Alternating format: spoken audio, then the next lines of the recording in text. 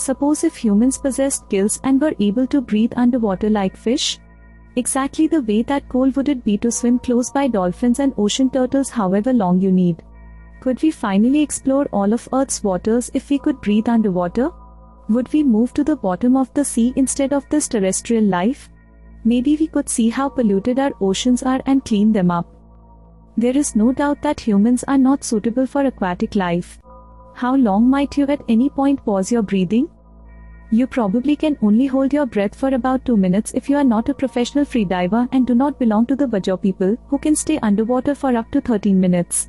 However, if you haven't practiced, it's likely that you'll want to quit after just 30 seconds. Oxygen is very important to humans because it helps your cells make energy. We take in oxygen 16 times per minute on average. If by some stroke of good luck we could take a full breath submerged, our lives could never go back. Or might they? It turns out that being able to extract oxygen from the water isn't enough to make you a permanent aquatic resident. Why? Because you would freeze to death if you tried to reach the deep ocean.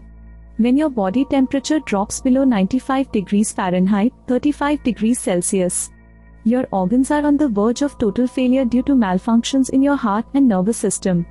In cold water, you couldn't stay alive for more than 90 minutes. However, suppose if you didn't go as far, might you at some point settle down close to the surface? We weren't just talking about breathing when we said that our bodies aren't quite ready to live underwater.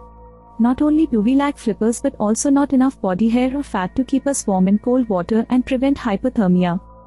You can, of course, buy a pair of these, but let's be honest, swimming takes a lot out of our limbs. Additionally, our eyes are not designed to see below water. But there wouldn't be much to see if you weren't near the coral reefs.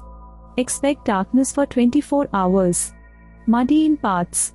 Since you wouldn't be able to speak after your lungs were filled with water and there was nothing to stimulate your vocal cords, you would need to learn sign language. Disregard text informing. In point of fact, electronics that aren't waterproof should be avoided. Assuming you at any point dropped your telephone in a pool, you realize that it just wouldn't work. In addition, where would you charge for things? Furthermore, picture being served dinner beneath the water. Have you ever tried eating pasta at sea's bottom? We couldn't move underwater because of the gills, but they would help us in many other ways. Construction underwater would be much safer. You wouldn't die if you fell into the ocean from a skyscraper. We might switch to the underwater subway, a new mode of public transportation. You wouldn't have to worry about emitting any greenhouse gases as the raging waters would get you there. Keep in mind your neoprene jumpsuit to stay warm. We would observe how polluted our oceans are on these underwater commutes. We would eventually begin the process of removing all of the chemicals and plastic that we have dumped into the oceans. Saltwater farming would elevate farming to new heights.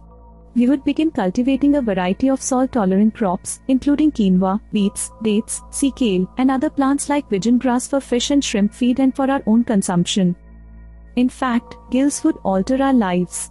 With the help of bioengineering, we might one day be able to breathe deeply underwater. What is your opinion? Submit your feedback down below. Also, remain tuned for your new speculative experience.